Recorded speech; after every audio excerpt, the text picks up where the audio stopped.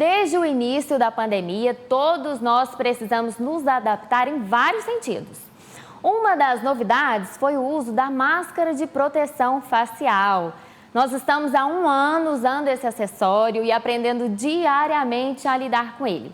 Além de cuidar da higienização e do manuseio correto da máscara, precisamos ligar o sinal de alerta para outro fator, o mau hálito. O odor pode ficar mais evidente, já que o ar que respiramos fica contido.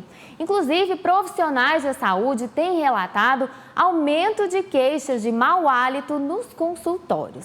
E para tirar dúvidas sobre esse tema, estamos recebendo aqui nos estúdios do Tarde News a cirurgiã dentista Karine Magalhães. Ela que também é a vice-presidente da Associação Brasileira de Halitose. Doutora Karine, seja bem-vinda. Muito obrigada, boa tarde a todos. Doutora, explica pra gente, a halitose é uma doença? Não é uma doença, a halitose é um transtorno, é uma alteração que acontece ou na nossa boca ou no nosso organismo. É muito mais frequente na nossa boca. Então é por isso que a gente tem que ter o cuidado em cuidar da higiene bucal como um todo, de beber água, de fazer as visitas periódicas ao consultório do cirurgião dentista, sempre que houver qualquer dúvida. Doutora, e o que causa?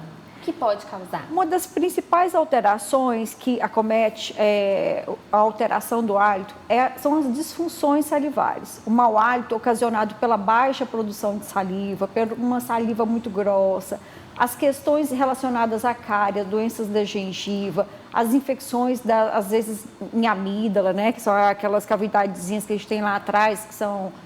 fazem algumas massinhas mal cheirosas, o que se deposita sobre a língua. Então, tudo isso, na verdade, é fator causal da halitose. E muitas vezes se pensa que o mau hálito vem do estômago para a pessoa ter refluxo ou ter gastrite. E isso aí é muito pouco provável. Cerca de 1% apenas das pessoas, dos casos de halitose, vem das alterações gástricas. E pode estar relacionado também a algum tipo de alimento que a pessoa consumiu ou que consome com frequência? Pode sim, só que essa alimentação, por exemplo, de muito brócolis, repolho, alimentos alcachofre, alimentos ricos em enxofre, aí sim, você pode ter uma alteração, só que essa alteração ela é passageira, ela não vai durar, né, o dia inteiro. Às vezes, dependendo da pessoa e da quantidade que se comeu, pode ser que dure 8, 10 horas, mas isso não é considerado uma halitose provocada por bactérias. Isso é uma halitose de origem alimentar, às vezes medicamentosa. É o que a gente chama, às vezes, também de halitose ou mau hálito aromático. A máscara, ela serviu para camuflar o mau hálito ou, na verdade, evidenciou?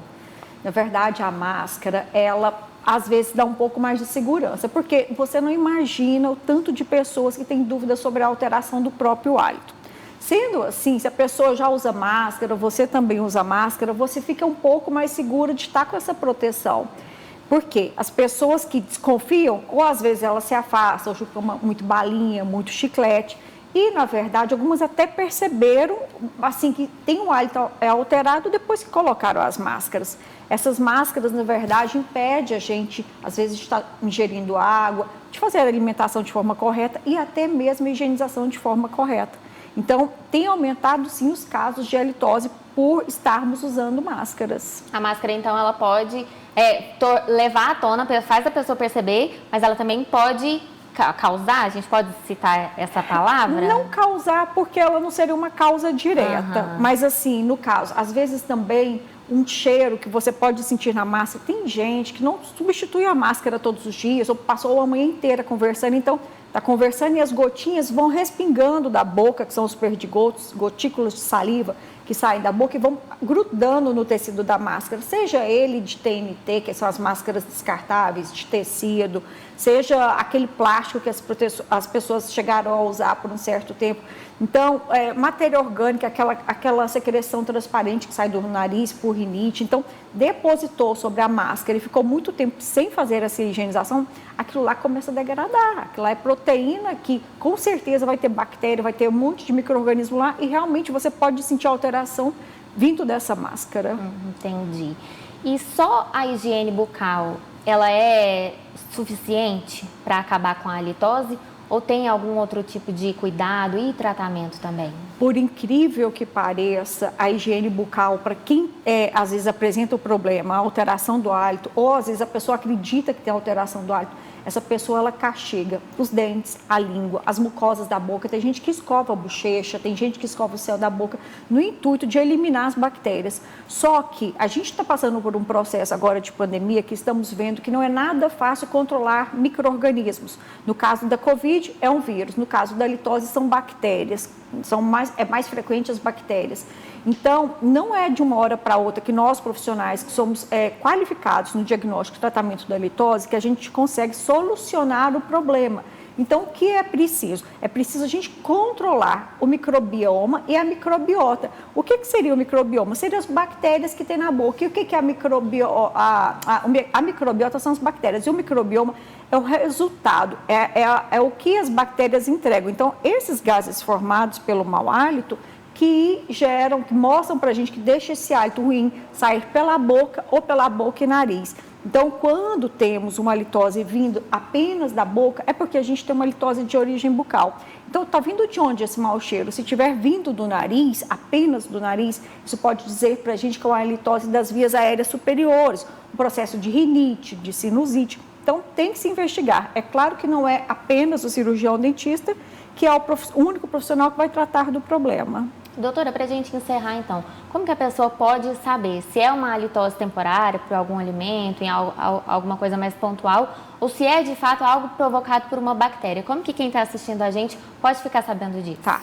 Eu sei que é muito difícil abordar o problema, seja com o marido, seja com os filhos, mas a gente precisa ser aberto, tem que conversar, falar com sua mãe, falar, olha, tá sentindo o meu hálito alterado? Por favor, se alguma vez sentir, me avisa. Sente aqui um pouquinho perto, vamos supor, depois que já fez a higienização, 2 horas após, já fez uma refeição 2 horas após e o odor ruim, ou seja, às vezes a gente tem um odor, quando tem halitose, semelhante a ovo em decomposição, a ovo podre. Sabe quando a gente quebra um ovo e ele está podre? O odor é mais ou menos semelhante do gás que faz a halitose.